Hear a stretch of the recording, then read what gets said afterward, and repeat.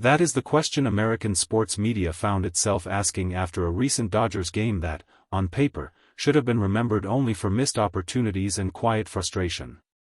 The kind of game where runs were left on base, where momentum built and then dissolved, where a lineup that is supposed to be one of the most dangerous in baseball walked off the field with less than it deserved. Those games happen. They are part of a long season. Usually, they fade within 24 hours, replaced by the next box score, the next highlight, the next controversy somewhere else in the league. This one did not fade. Because after the final out was recorded, after the dugout emptied and the lights over the field began to dim, Shohei Ohtani walked over to Mookie Betts, a man who had struggled that night in ways that were visible to everyone watching, and said something. Something private. Something that was not meant for the cameras or the microphones or the post-game press conference. Something that, when it eventually reached the American media through the people who were close enough to witness it, produced a reaction that went far beyond the usual sports commentary. The word reporters used, more than once, was moved. Not impressed. Not surprised. Moved. And that difference, between being impressed by a player and being genuinely moved by the person, is exactly what this story is about. To understand what Ohtani's words meant, you first have to understand what Mookie Betts has been carrying in recent weeks. Mookie Betts is not a player who needs to be defended. His career speaks for itself, a former MVP, a Gold Glove outfielder, a switch in the Dodgers lineup that opposing pitchers cannot ignore. He is the kind of player who changes the way a defense aligns against an entire team simply by being in the batting order. His presence creates opportunities. His at-bats force pitchers into difficult counts. And when he is right, fully locked in, mechanically clean, reading pitches the way he is capable of reading them, he is one of the most complete offensive players in the National League. But baseball is long. And even the best players go through stretches where the results do not match the effort. Where the preparation is right and the approach is right and the swing feels right, but the ball finds gloves instead of gaps. Where runners that should score stay stranded. Where opportunities created by teammates, in this case, created repeatedly and generously by Shohei Ohtani, go unconverted. That is what has been happening. Ohtani, in his current form, has been doing what only he can do. Getting on base at a remarkable rate. Putting pressure on opposing pitchers with his presence, his speed, his ability to disrupt a defense's rhythm simply by standing 90 feet away and looking at second base. He has been manufacturing situations, real, concrete, dangerous situations, where all a teammate needs to do is make contact with authority and the run scores, the lead grows, the game turns. And Betts, in those moments, has not delivered the way he is accustomed to delivering. Not because he isn't trying. Not because he doesn't understand the stakes. But because baseball, at its cruelest, sometimes refuses to cooperate with even the most talented and most prepared players in the sport. What made it harder was the visibility. Every time Ohtani reached base and Betts came up in a position to drive him in, the entire stadium understood the opportunity. The announcers understood it. The opposing manager understood it. And Betts himself understood it, perhaps too clearly. The weight of a squandered opportunity is heavier when you know that someone else did the hard work to create it, and you could not finish what they started. That weight had been building.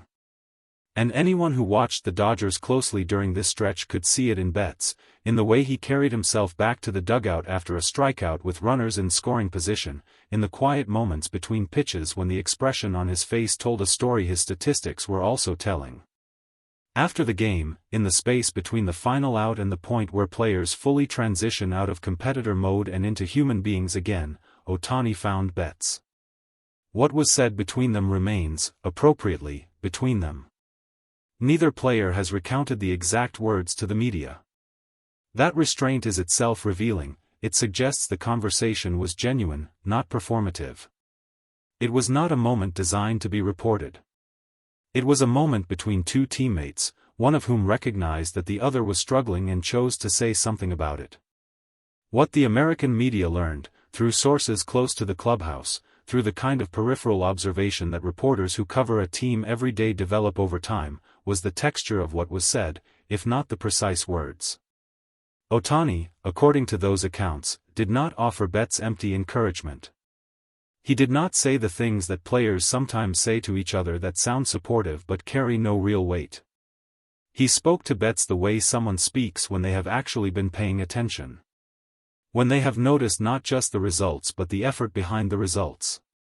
When they understand that the gap between what a player is producing and what a player is capable of is not a reflection of character or commitment, but simply of the brutal randomness that baseball contains. He made Betts feel seen. Not pitted. Not managed. Seen. And that, according to everyone who has since spoken about it, is what made the moment different from the routine clubhouse exchanges that happen every night across every team in the league. American media, which is not easily moved by anything that happens off the field, which has covered enough post-game interactions to become genuinely skeptical of manufactured sincerity, responded with something close to unanimity. Column after column, broadcast after broadcast, the same theme emerged. This was not the gesture of a player protecting his brand or managing a teammate's psychology for strategic reasons.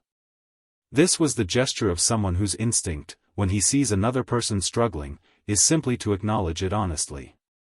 The word warm appeared repeatedly. So did the word quiet. And underneath both of those words was a quality that is harder to name but easier to recognize, the quality of genuine human decency expressed through action rather than announcement. What happened next was less expected than the moment itself. In the days following the game, in post-game press conferences and in the kind of informal conversations that beat reporters develop with players over a long season, other members of the Dodgers roster began to say things. Not about that specific moment, most of them were not present for it or were preserving its privacy the way Betts and Ohtani themselves had chosen to. But about Ohtani more broadly. About what it is actually like to share a clubhouse with him. About the things that do not show up in the statistics or the highlight reels or the breathless coverage of his on-field achievements. What they revealed, one by one, was a portrait that differs in important ways from the image that has sometimes formed around Ohtani in the public imagination. The image of the singular, almost robotic competitor, the player so focused on perfection that he exists in a different dimension from his teammates, more machine than man, more pursuit of excellence than human connection. That image, according to the people who actually know him, is wrong. What they described instead was a player who notices things. Who remembers what a teammate said 3 weeks ago and follows up on it. Who can read the mood of a clubhouse the way a veteran manager reads a pitching matchup, quickly, accurately, without making a show of it. Who laughs genuinely, not strategically. Who expresses gratitude to teammates in moments when no one is watching, which is the only kind of gratitude that actually means anything. One player described Ohtani's presence in the clubhouse as the kind that makes everyone around him want to be better, not through pressure or expectation, but through the simple example of watching someone approach every aspect of his work with total seriousness and total joy at the same time. The combination of those two things is rare. Most players have one or the other. Ohtani, according to his teammates, has found a way to hold both simultaneously. Another player spoke about how Ohtani handles the inevitable frustrations of a long season, the bad at-bats, the games where nothing works, the days when the body is tired and the schedule demands performance anyway. He does not carry it forward, they said. He does not let one bad night infect the next morning. He has a capacity for resetting, for processing what happened, extracting whatever lesson is available, and then genuinely releasing it, that his teammates find almost impossible to explain and deeply reassuring to be around. These are not the testimonies of players performing loyalty for the media. These are the testimonies of people describing something they have actually experienced and are still, in some cases, trying to fully understand. There is a practical dimension to all of this that goes beyond the human interest story. The Dodgers are 29-19, sitting one game behind the San Diego Padres in the NL West. The margin is thin. The schedule ahead is demanding, 2 more games against the Padres this week, then Milwaukee, than a home series where every game carries genuine weight in a tight division race. In that context, the mental and emotional condition of the Dodgers lineup is not a soft, secondary concern. It is directly connected to what happens on the field. Mookie Betts, when he is fully himself, when the weight of recent struggles is lifted and the confidence that defines his best baseball is restored, is one of the most important offensive players on this roster. The Dodgers with a locked-in Betts hitting behind or alongside Ohtani are a fundamentally different team than the Dodgers with a Betts who is pressing, who is trying too hard to convert the opportunities that Ohtani creates, who is carrying the accumulated frustration of squandered chances into each new at-bat. What Ohtani did after that game was not just a kind gesture between teammates. It was, whether he intended it this way or not, an investment in the team's future performance. By giving Betts something real to hold on to, not false reassurance, but genuine acknowledgement from the one teammate whose opinion carries the most weight in that clubhouse, he may have done more for the Dodgers' offensive production than any mechanical adjustment or coaching intervention could have accomplished. This is the thing about Shohei Ohtani that the statistics can never fully capture. The wins above replacement calculations, the on-base percentages, the slugging numbers, all of them are real and all of them are extraordinary. But they measure only what he contributes directly, through his own at-bats and his own base running and his own preparation. They cannot measure what he contributes indirectly. The way his presence raises the performance standard of everyone around him. The way his habits in the weight room and the training facility set an example that players with 10 years of professional experience find themselves quietly adjusting their own routines to match. The way his attention to a struggling teammate after a difficult game, one quiet conversation, privately offered, meant for no audience but the person who needed to hear it, can shift the emotional temperature of a clubhouse in ways that show up, eventually, in the win column. American sports media has spent years trying to fully understand Shohei Ohtani. The numbers are easy to analyze. The achievements are easy to celebrate. The physical gifts are easy to marvel at. What is harder to explain, what the reporters who were moved by the account of his conversation with Betts were reaching toward, is the character underneath all of it. The person who was shaped, long before he was famous, by values that have nothing to do with fame. Who learned, somewhere in the process of becoming the best baseball player on the planet, that the best baseball players are not always the best people, and decided, quietly and without announcement, that he wanted to be both. Mookie Betts will come around. The talent is too real, the preparation too serious, for this stretch to define him.